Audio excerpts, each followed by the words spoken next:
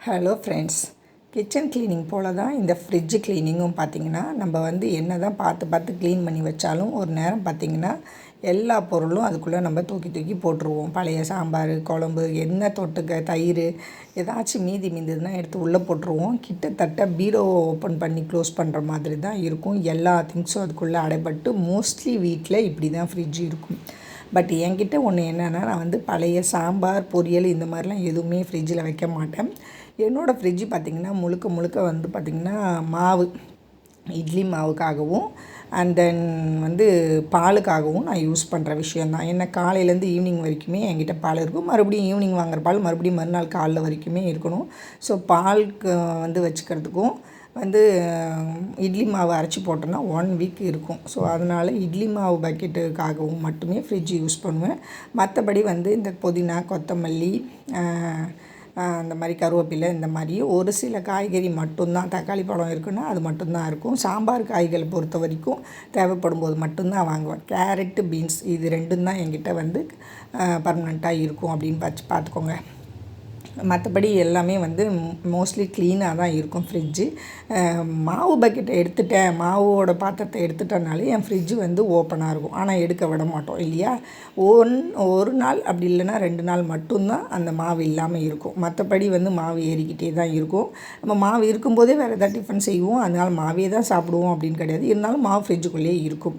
ஆனால் பார்த்திங்கன்னா நான் எதுக்கு யூஸ் பண்ணுவேன் இந்த காய்கறி பேஸ்கெட்டை அப்படின்னு பார்த்திங்கன்னா, பழங்களையும் காய்கறியும் வாங்குறனோ இல்லையோ, மாவு ஐட்டம் இருக்குது பார்த்திங்களா, இந்த கோதுமை மாவு, மைதா மாவு, கடலை மாவு, அரிசி மாவு, கார்ன்ஃப்ளார், அப்புறம் கொண்டக்கடலைங்க, பச்சை பட்டாணி, சட்னி அரைக்கிறதுக்கு மல்லாட்டப்பயிறு, இந்த மாதிரி விஷயங்கள் நம்ம மளிகை சாமான் ஓப்பன் பண்ண மளிகை சாமான்லாம் வச்சுக்கிறதுக்கு ஒரு பக்கெட் வச்சுருப்போம் கிச்சனில்.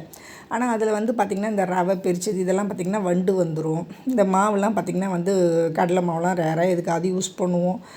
மாதத்தில் ஒரு 2-3 வாட்டி. அதுக்காக நம்ம ஒரு கிலோ 1/2 கிலோ வாங்கி வைக்கும்போது நிறைய அந்த மாதிரி ஸ்டார்டிங்கில் நான் கொஞ்சம் வேஸ்ட் பண்ணியிருக்கேன். அதனால் நான் இந்த ஃப்ரிட்ஜில் ஸ்டோர் பண்ணுற பழக்கத்துக்கு நான் வந்துட்டேன். எனக்கு இந்த ஃப்ரிட்ஜில் இந்த பாட்டிலில் கொட்டி வைக்கிறதால இந்த பேக்கெட் அடிக்கடி ஓப்பன் பண்ணாமல் கீழே சிந்தாமல் இருக்குது. கொட்டும்போது சிந்துறேன்.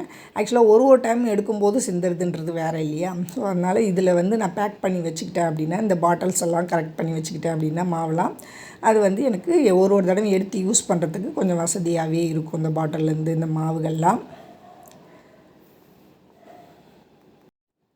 இந்த மாதிரி பாட்டிலில் கொட்டி வச்சுக்கிறதால எனக்கு கொஞ்சம் வசதியாக இருக்குது. கொஞ்ச நாளாக நான் அப்படியே பேக்கெட்டை ஓப்பன் பண்ணி யூஸ் பண்ணிவிட்டு அதை அப்படியே பேஸ்கெட்டில் உள்ளே அந்த வெஜிடபிள் பேஸ்கெட்டில் வச்சு அப்படியே விட்டுட்டேன்.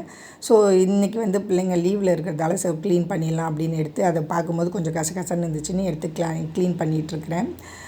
நான் இப்படி தான் மோஸ்ட்லி ஃப்ரிட்ஜை யூஸ் பண்ணுவேன். க்ளீன் பண்ணுறதும் பார்த்திங்கன்னா நான் கிச்சன் க்ளீன் பண்ணுற மாதிரி தான் ஃப்ரிட்ஜும் க்ளீன் பண்ணுவேன். ஒரு எப்படி கிச்சனில் ஒரு செல்ஃபாக க்ளீன் பண்ணணும், அதே மாதிரி தான் ஃப்ரிட்ஜும் நான் ஒரு செல்ஃபாக க்ளீன் பண்ணுவேன். அதாவது ஒரு இடத்துல இப்போ காய்கறி வைக்கிற பேஸ்கெட்டில் ரொம்ப கசகண்டா அதை எடுத்து வாஷ் பண்ணிவிட்டு அதில் தேவையானதை அடுக்கி வைக்கிறது. அது மாதிரி டோரில் இருக்கிறத மட்டும் தனியாக ஒரு நாள்னால் அதை எடுத்து அடுக்கி வைக்கிறது. இந்த மாதிரி தான் நான் ஒன்று செய்துட்ருப்பேன். அப்போ தான் எனக்கு கொஞ்சம் ஈஸியாக இருக்கும். எனக்கு மட்டும் இல்லை, நீங்கள் எல்லாருமே இதை கண்டிப்பாக ட்ரை பண்ணி பாருங்கள். ஒரு நாள் மொத்தமாக எல்லாத்தையும் எடுத்து போட்டுட்டு கழுவிக்கிட்டு உட்காந்துட்டு சிரமப்படுறத விட இந்த மாதிரி செய்து பாருங்கள். உங்களுக்கு ரொம்பவும் ஈஸியாக இருக்கும். செய்த மாதிரியேவும் இருக்காது. ஃபுல் டேவும் ஃபுல் மாதம் ஃபுல்லுமே உங்களுக்கு நீட் அண்ட் க்ளீனாகவே ஃப்ரிட்ஜை வச்சுக்கிற மாதிரி இருக்குங்க. கண்டிப்பாக நீங்கள் இந்த மாதிரி ட்ரை பண்ணி பாருங்கள். நான் இப்படி தாங்க ட்ரை பண்ணுவேன். ஃப்ரிட்ஜில் காய்கறி மோஸ்ட்லி ஃப்ரெஷ்ஷாக வாங்கி யூஸ் பண்ணுங்கள் ஃப்ரெண்ட்ஸ். ஓகே ஃப்ரெண்ட்ஸ், தேங்க்யூ, பாய்.